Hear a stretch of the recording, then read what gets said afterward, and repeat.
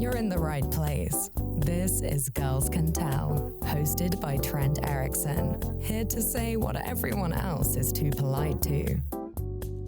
So, can you rebuild trust? Or is it that once it's gone for good? I'm sure you've heard the sayings like, trust takes years to build, seconds to break, and forever to repair. Or, time heals all wounds. And it's likely you haven't given them all that much thought. But let's take a closer look at how they actually play out in real life.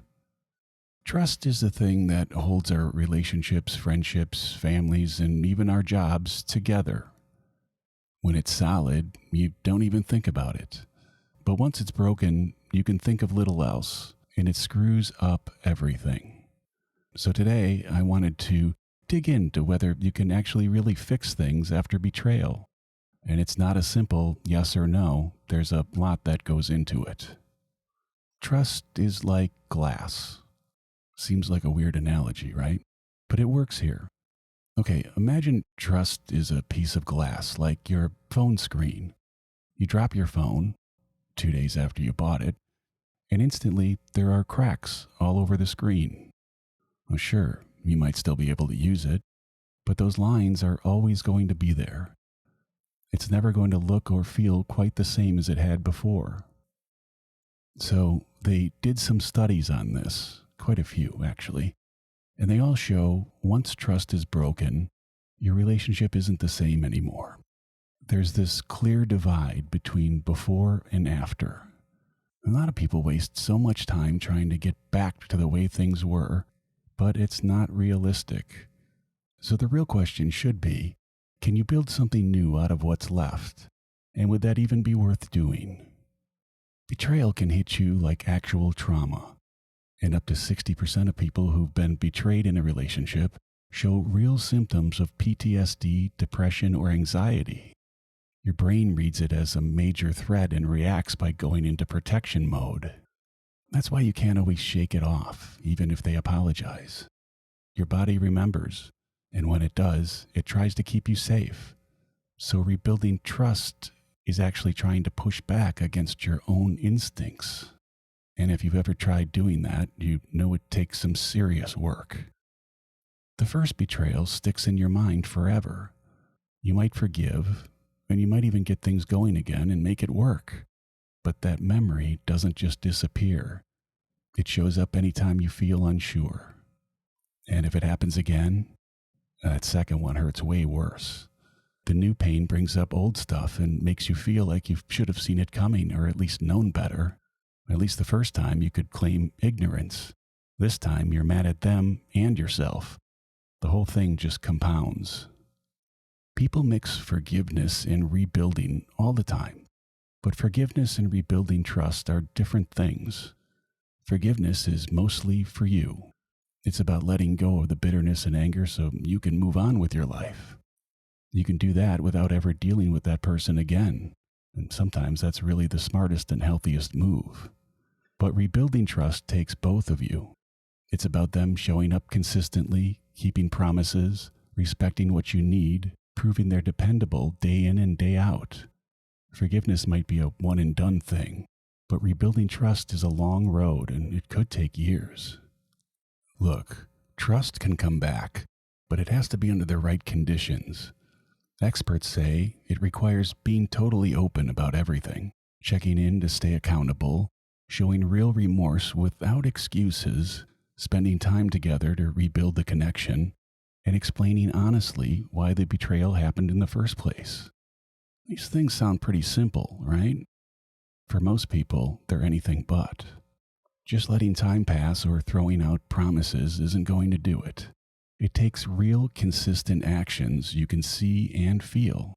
For couples who decide to go all in and commit fully, about 86% manage to keep their marriage or relationships intact. But full commitment is the hard part. Most people don't have the emotional intelligence, the will, or patience to stick with it. Most people just want a quick fix.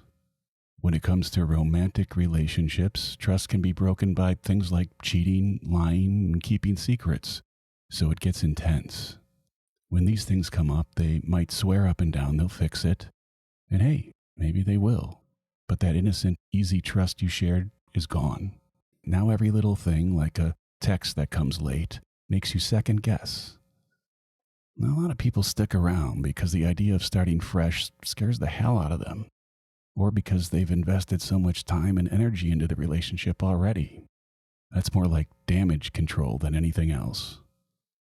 I've done this more than once, where I no longer completely trusted them. They'd say they were fixing things, and I thought it was better than starting over. Plus, part of you wants it to work. It never did, and being alone or starting over with someone new would have been best. At that point, the biggest red flag to look for is if they always tie their wrongdoing back to you somehow. I did this because something you did made me do it. That's their not-so-clever way of putting it all back on you while not taking any responsibility. Now, family, that's a whole other ballgame, right? Well, not really.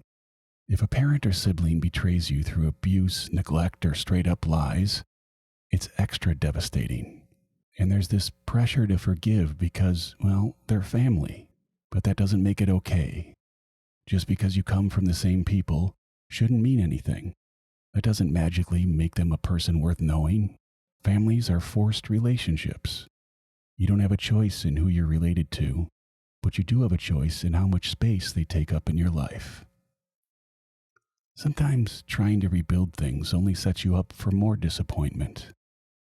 I know people who have spent so many years chasing relationships with parents or siblings who never changed, and all it did was drain them. In those cases, setting some boundaries or creating some distance can be what saves you. This stuff shows up at work, too. Say your boss lies to you, or the company pulls some shady shit. You remember that. You might keep showing up for the paycheck, but you're not all in anymore. Companies love to talk about building trust, but most of the time, they just hope you'll eventually forget. Once you've seen the dark side of how they operate, especially when they think no one's looking and can get away with it, it's tough to invest emotionally again. You end up guarding and protecting yourself because you've lost faith in your company doing it. At the end of the day, yeah, trust can be rebuilt in some cases, but only if there's full ownership of the mistake, real changes made that are consistent over time, patience on both sides, maybe some professional help, and a long-term commitment to all of it. But it's not common, because most people aren't willing to put in that kind of time and effort. When it does work, though, a lot of couples, almost 80% who make it through doing all the work, end up saying their relationship is stronger and more honest than before. So, instead of thinking of it as recreating the past, think of it as building something entirely new. Although it might have been a good time to ask those couples if they only stuck to it to not have to start over with someone new, but I wasn't running the survey. Here's the thing you rarely hear asked. Do you even want to try? Just because it's possible doesn't mean it's the right call for you. If they want another chance, that doesn't automatically mean they should get it. An ex of mine claimed to be going through therapy and doing the work, but I quickly realized her version of what happened between us was so delusional that no amount of therapy was going to be able to help her. Because a therapist can only help you based on the information you've given them. And if you're giving them false information, always making the other person the problem, that therapy is completely useless. You have to be mature enough and honest in order for therapy to actually help you grow. And that means admitting fault, not just trying to justify the story you have to tell in order for you to feel better about yourself. Therapy isn't for validation, it's for getting an honest, unbiased look at a situation. But taking an honest look at yourself is way more difficult than you can imagine. Some people just aren't mature enough to do that, and a therapist can't help. When someone's shown they can betray you, take that seriously. The first time might be a mistake, but if you give them a second chance and it happens again, well, that's on you too. It's totally fine to say, "Nah, I'm out," and protect yourself. You don't owe anyone a second chance, and don't be pressured into thinking you do. If it doesn't feel right or something seems off, That's telling you something. So, can rebuilding trust really happen? Yeah. I mean, if the conditions are right and everyone's all in for the long road ahead, yes. But let's be honest here.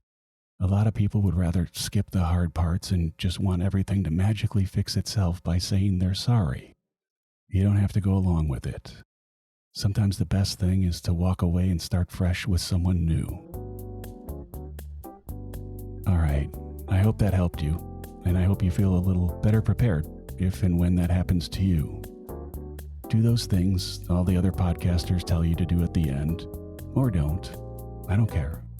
Take what works for you and skip what doesn't. And always question things when you feel it in your gut that something doesn't quite add up. Because usually there's something there. Okay, goodbye. Honey, wanna go for a walk? Okay, let's go for